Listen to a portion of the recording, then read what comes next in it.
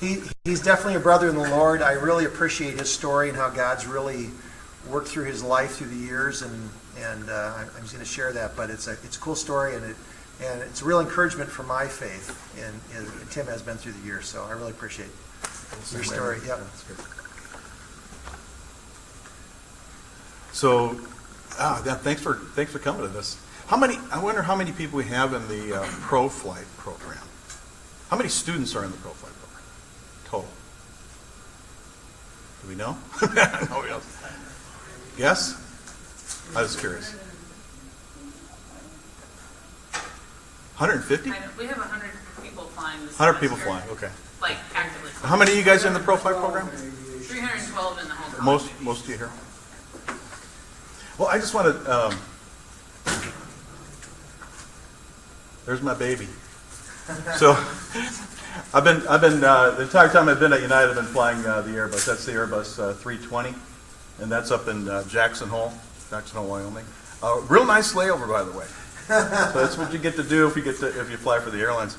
But I want to tell you my story, something where you can relate to, because I was in your spot one time, Steve and I. In fact, how we got here is real interesting.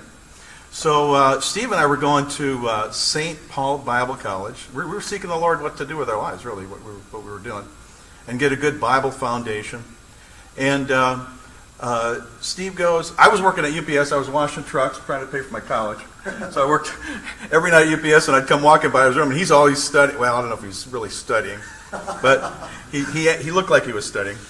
And we started a conversation, and he said, hey, I'm going down to LeTourneau College at the time. It wasn't called a university. LeTourneau College for their campus preview days. This was, no kidding, March of 1981. Yeah, that's 39 years ago. Oh my goodness. I don't know where the time went. But we were young, trying to find our way in life. And we came here, and we were impressed. We were impressed with the faculty, impressed with the school. Not so much with the buildings. Right, it was an old Army hospital. Some of the new stuff was there, but not like it is now. But then we had decided, well, we're going to go. We got ready to go, and we came the fall of '81. And then I majored in aviation technology, which is A&P. Oh, my flight ratings. With few of the college courses built in there. Now they changed kind of the wording now, but okay. Then I'm trying to figure out. Okay, we're coming close to graduation. So I graduated the fall of '84, and I'm trying to figure. Okay, what do I do now? So maybe some of you are at that point. Okay, I'm getting close to graduation. What do I do now?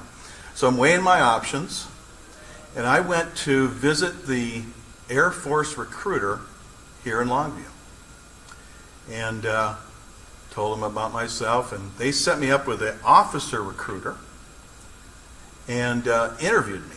And they liked what they saw at LeTourneau. They really loved it. They liked all that flying, because they're looking for people that are going to have a really good chance of making it through their undergraduate pilot training, right? So all that prep, all that flying really builds on that, right? You got a much better chance than a guy just going into it cold, right? You got all that prep time. So he put me down. I remember he said, "Yeah, we want you." He put down in my paperwork, exceptionally qualified because of LeTourneau, which is fantastic, and guaranteed me a pilot slot. So for some reason, I failed pilot training. They would just kick me out, or they give me the option. I could get out, or do another thing in the Air Force. Well, I did make it. So here's what I did. I graduated in December of 1984, and then I can't remember when I did the interview and stuff, but then I started officer training school. I know Dexter was talking about it, maybe doing the same type of thing. And I started that in February. I graduated from officer training school, then I was commissioned as a lieutenant. And then about a month later, I'm in pilot training, flying jets.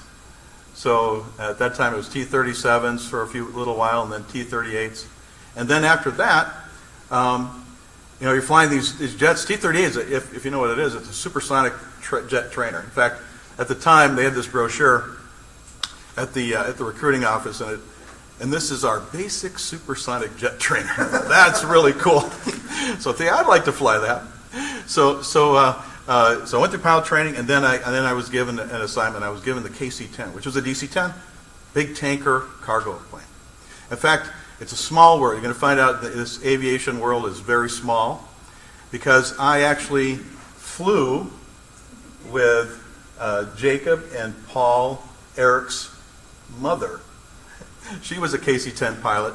I didn't actually fly with her, but she was in the sister unit. We flew the same airplane. So I was in the active duty unit, and she was in the reserve unit.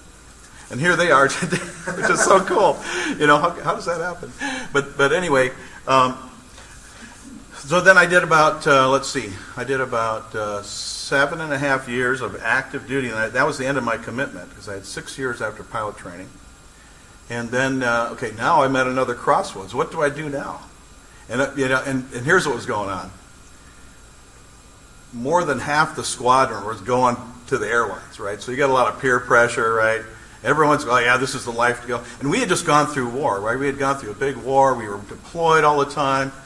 And my dilemma was, we had 4 kids at the time, and I'm trying to find a way to stay home with the kids.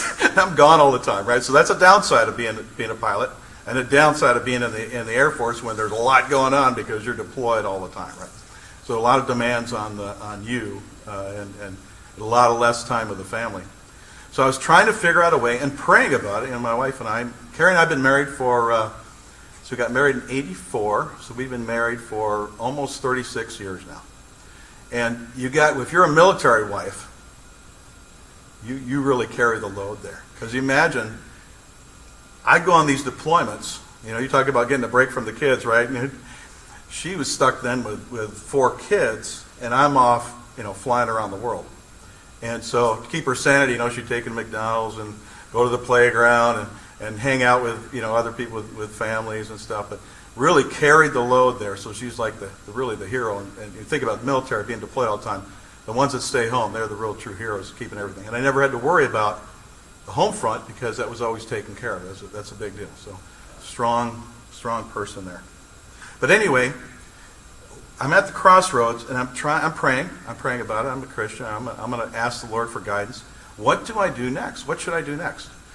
I could stay in. They were offering me a big bonus to stay in that Air Force needed, but I could get out. And I was thinking, well, I think probably better to get out because I'm going to be able to have a better family life doing that, right?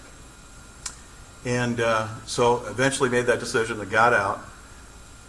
I got out at the absolute worst time you could get out because airlines were furloughing. I didn't even get an interview. I mean, I'm exceptionally well qualified. I didn't even get an interview, And finally I get hired at Sun Country Airlines in Minneapolis. I'm trying to kind of go home to my family. My family's from Minnesota. So I'm up there, and I'm working for Sun Country Airlines and still knocking on the door to a major airline. And I worked there for about 3 years. And then Steve gets hired at Northwest. And that kind of inspired me. Well, I'm going to shoot another application back to United. And I got hired shortly after that. So then I got hired at United Airlines. Well, then I'm still kind of gone a lot, and I'm trying to figure out a way. How can you have a pilot job and still, and now we had number 5 come along, right? So we have 5 kids now, and trying to figure out how to manage that. And then I had a friend of mine go, Ostigaard, and it was an Air Force buddy of mine. He goes, with your 5 kids, you need to be in the training center at United Airlines. And so I went and I pursued that, and I've been doing that pretty much my entire career at United Airlines. So what does that look like? That's a little bit different. I want to share that with you. So that's another option. The cool thing about that is what you do. What you're doing, a typical day in instructing is you brief for a couple hours, and then you're in the simulator for 4 hours doing what you brief, basically. So typical day is about 6.5 hours long, and then you go home. Nice. That's pretty nice. So I finally got this. I kept telling my wife, if I get this job, I'm going to be home more. And, pretty soon she doesn't believe me anymore. She knows I have good intentions, but she's not believing anymore. So finally, honey, I got it figured out. When I get this instructor job, I'm going to be home all the time. It finally came true. So that was an answer to prayer. A big answer to prayer for our lives. Now we have 5 kids. They all live around us. 8 grandkids. So it's total kid chaos at my place. Okay, so I want to. Isn't that verse made for pilots? how else can you soar high on wings like eagles unless you're a pilot? I love that verse. So anyway, I'm going to talk about training. So that's what I do. I'm on the training development team at United Airlines for the 320. And so I've been doing it a long time. And so I actually help write the curriculum for the qualification course, for the continuing qualification course. And we're always problem solving, always trying to make it better. So I work with a team of pilots and other people on that. But what does airline, so I do know what airline training looks like. So what does that look like? And these are the topics we're going to be discussing. Okay.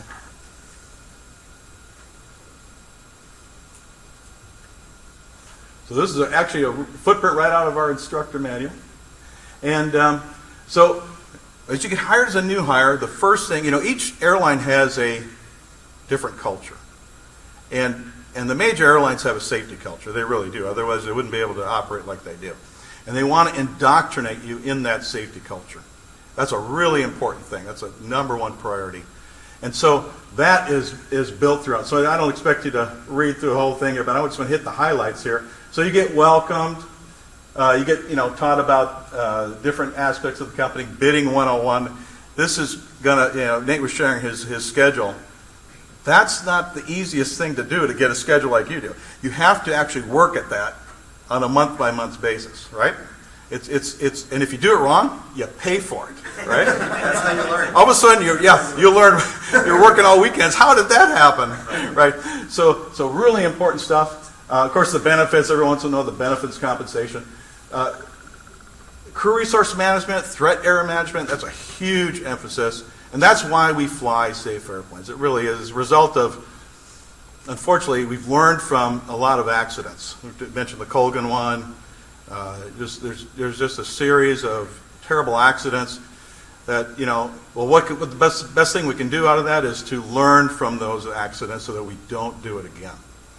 So we've learned a lot from that, and it's always a developing thing, right? We're always learning more. But that is an emphasis throughout the culture. There was a time when, captains were, they come back from World War II, and they were pretty much God on their B-17, right? Or they were fighter pilots in Vietnam, and they ran the flight deck like a dictatorship, right? Well, what does that do? That eliminates communication, right? You got a brand new hire, and here's this godlike captain who can't make a mistake, right? Well, he's human like everyone and can make a mistake. Now it's evolved into, I would say, all the airlines here represented would say, it's a very open communication. Nate was very humble up there speaking, and it really, I'm a captain. When I say, hey, and I only get to fly maybe once a month or so. So when I brief my first officer, hey, if you see me making a mistake, say something, because I probably am, right? Because we are human, right?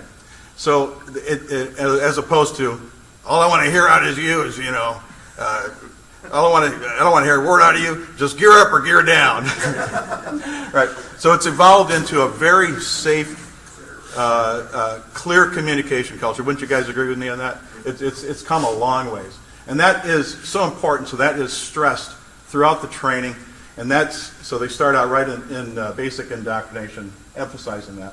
Then there's some basic necessities, uniform fitting. Of course, security is always a big thing. The union's a big thing. I'm going to talk about that too, and actually Jerry's going to talk about that. We have some other, I think, union people here. And you hear good and bad about a union, but I don't know how you'd be an airline pilot without a union. It would be a miserable experience. And you know how there's accountability among people, right? And if you're working for a company that has no accountability, they don't care how they treat their workers, it becomes a miserable place, right? Now, there are some companies that they just do it voluntarily and they do a great job with it, right? But unfortunately, human nature usually wins out. And companies that don't have an accountability system will treat their workers poorly. So, sorry. Yeah, that's just a warm up for you there, Jerry. But anyway, so it brings accountability, right? It can go too far the other way, but it brings accountability to a working partnership between the workers and management. All right, so a extremely important thing. And I think it was mentioned here, seniority is really important because that determines what airplane you can fly, how much you get paid, what your schedule is. So Nate's chosen to go to Salt Lake because he's got a better seniority there, right? Eventually he can maybe move to a different place or whatever, but to control his lifestyle, seniority is extremely important. And then safety is emphasized throughout. Our flight operations manager, kind of introduction and all that. And then it's a line-oriented classroom training. They go through all the flight plans, all of the paperwork that's associated with flying, and kind of give them a practice as much as they can in the classroom training, start indoctrinating them to get them familiar with the paperwork and documents that are required as you fly the airplanes. And then finally, it's topped off with a little graduation ceremony. Get your wings, and you're now a United pilot. Then after that 9 days, you go into your type training. So I'll put the 320 up there because that's my baby. And you get a welcome, and then it works like this. You get real intense training and then a test. So 4 days of intense. I got a lot of abbreviations up there, but you do 5 days of systems. So you study for 4 days really hard, and then you do a systems validation. Then you do 5 days of procedures. That's all the procedures and the flight deck and the checklists. And then you get a little check on that. It's a procedures validation.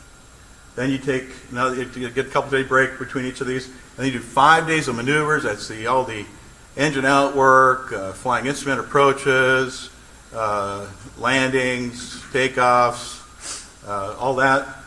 And that's intense for 4 days, and then the last day is a maneuvers validation. And then it's 5 days of line-oriented flight training. So that's as much like a flight as you can get in a simulator. And we simulate everything, virtual training.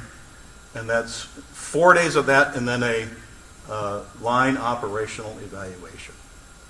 Then after that, so that takes about a month, right? You get some breaks in there, and then you go to your initial operating experience, and depending on the person, it takes about 25 hours with a line check airman. So in other words, you get a check right in the simulator, then you get a little break, then you meet a line check airman on the line, and your first flight in the airplane is with passengers, but you're with an instructor, so to speak, right? So he's kind of observing you and watching you and write down notes, making sure you're doing all right. And then finally, that's your kind of handoff. And then once you're done with that, then you're on your own and you're flying passengers. Okay, so there's the type. Upgrade to captain training. So this would be, if you're going from a new airplane to a new airplane, it'd be about a month of training, similar to what we just saw. But if you're doing a quick upgrade, this is an upgrade short course, and you already have 1,000 hours, so this works for our 320 and our 737 pilots that are going from the 320 first officer to the captain position. Then we do the shortened course. So basically, you get less time to practice. You do your systems validation, a little bit less time to practice, and you do your procedures validation, a little bit less time in the maneuvers validation, and then finally a few less line operational flight training, and then you do the check, and then back on the then similar type thing for the on the line with a line check airman. Then what do we do? Okay, so that doesn't end. So if you're an airline pilot, training never ends, right? It never ends. So you either come back on a 1-year cycle or a 9-month cycle. So we have a 9-month cycle at United Airlines. And basically come back and practice all this stuff. And how do you manage a large pilot force? So we collect a lot of data, a ton of data. So we get electronic data that tells us if guys are flying unstable approaches. It's de-identified. Nobody gets in trouble for it. Alpha guys knows all about this. But it's a great way to catch weak areas and fine-tune them. So all that data goes into, and we basically discuss it, and if there's weak areas and some of the mechanical areas on the airplane, we discuss that, and then we might incorporate that into the recurrent training. And that's so the big picture is we're trying to address all the weak areas that are popping up from our data, and we're trying to fix those things. We're trying to mitigate the risk of a mishap happening there.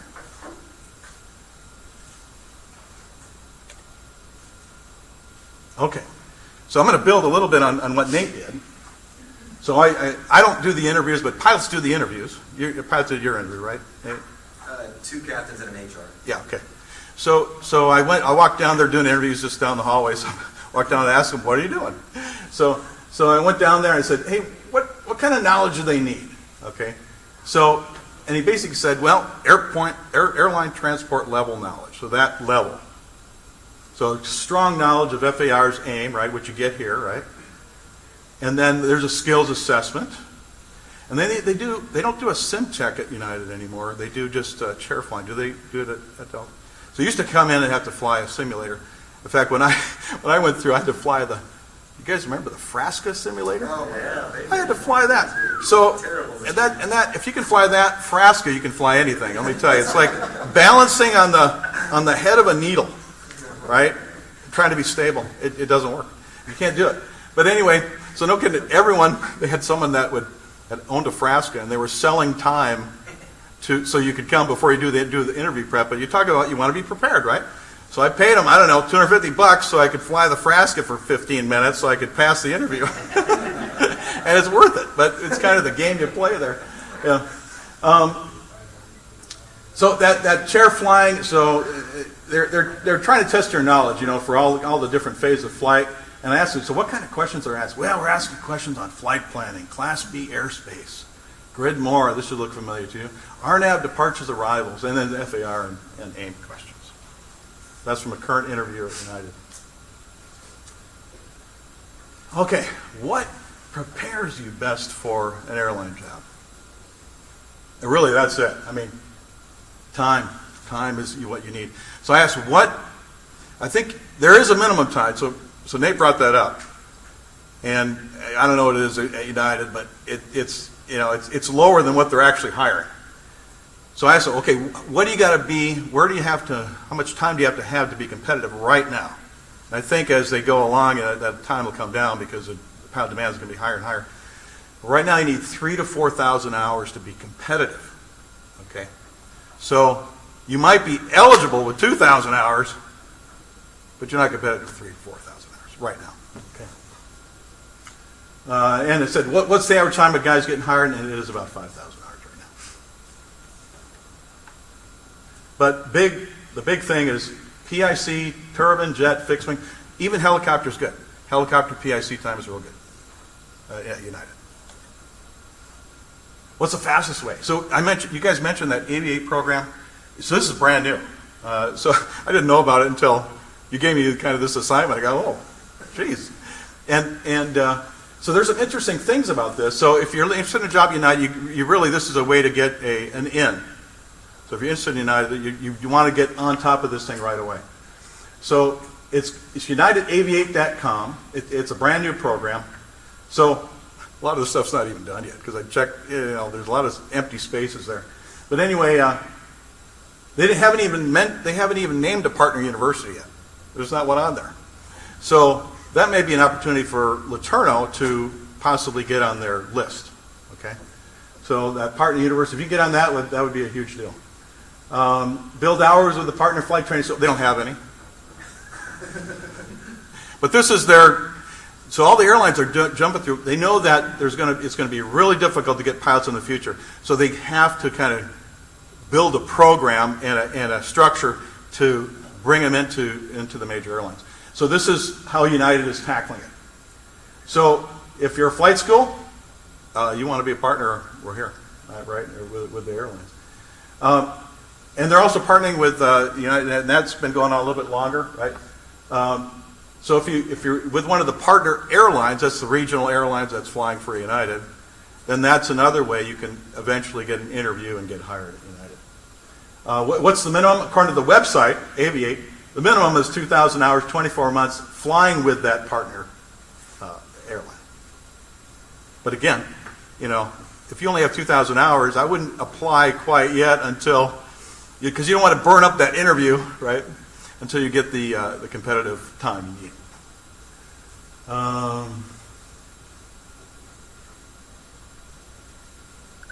So that statement there, so this is right off their website. So Aviate participants transition to United as a first officer upon successful completion of the Aviate program and hiring requirements. So if United is your goal, this is what you got to do. You got to do this program. Well, you don't have to. I guess you can still get around it, but it looks like a clear path right here. Just a little stats there. Hire about 7,000 next 7 years with growth and retirement. And all the other airlines are in a similar situation. It's crazy. There's never been a better time to become an airline pilot, or a better opportunity. And we got about 13,000 pilots right now, so it's like over half. Right? And there's my new baby. So we just ordered 50 of these. It's 321 XLR, and I think it's about a 5,400 mile range. Taking that to Europe? Yeah, they are. So it would be like Newark to Europe, and they say they're going to use it on the smaller, the destinations, not the newer destinations supposedly that aren't built yet. Any questions?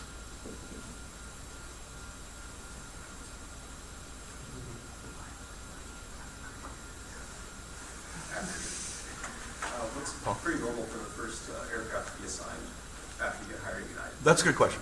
So we have more 737s than anything, so 737, 320 is common. However, we have had new hires go to the 777. And usually they intervene and say, no, we don't want you to go there yet. The program wasn't quite built for the new hires to go there. But the 320 and the 737 are the new hire fleet, so to speak. We actually do have some going to the 757 also.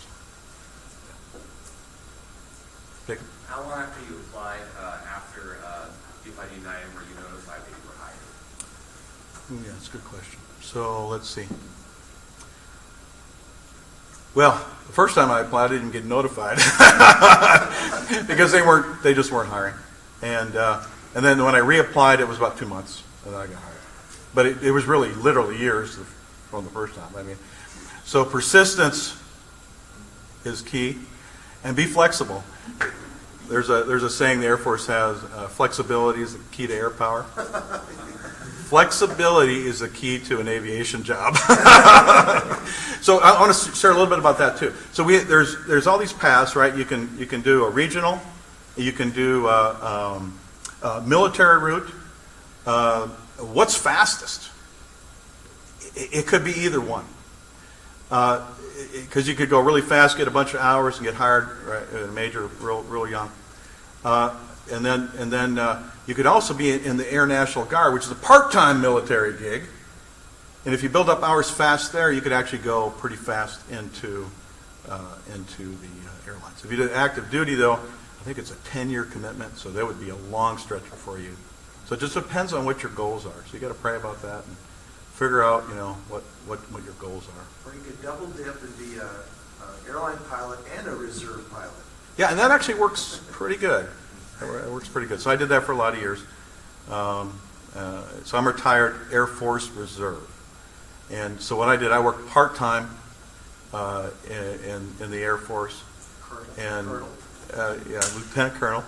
And then the rest of the time at United. But yeah, it can work out really good sometimes. So I managed somehow to get a part-time reserve job in Hawaii. So, I'm telling you. yeah, and so I worked for Special Ops Command Pacific, and it was 36 days a year. It was a mobility, or it was called, it was an IMA job, I forget what it's called. But anyway, so I worked basically 36 days a year, sometimes a little bit more, depending on the needs. And so I took my family with me there, like for 7 years in a row, because I could. So yeah, there's some really good benefits in the military, and I definitely I wouldn't say anything bad about it. It was a great experience, great flying, and the people I worked with were amazing. In fact, what's really cool, I work in the training development, at United Airlines, and I literally, and your mom knows this guy too, Marty Cody. I worked, Marty? So Marty and I flew together in our 20s, and now he develops on the 787 fleet, and I develop on the 320 fleet. So we're literally, it's so funny how close it is, and we run across, our other Air Force and other military friends all the time, and throughout the industry. So it's pretty cool. Can you share how your AMP has affected your career? Oh yeah. So I've never used it. other than I think it's given me a really good understanding of systems, right? It's your tractor. Yeah, and I rebuilt a really cool tractor. but I intended to use it more, maybe have my own airplane and maintain it, and maybe I still will. But I never use it. Other than I think the background and knowledge of it really helped me understand systems and be an expert on systems. So that's good.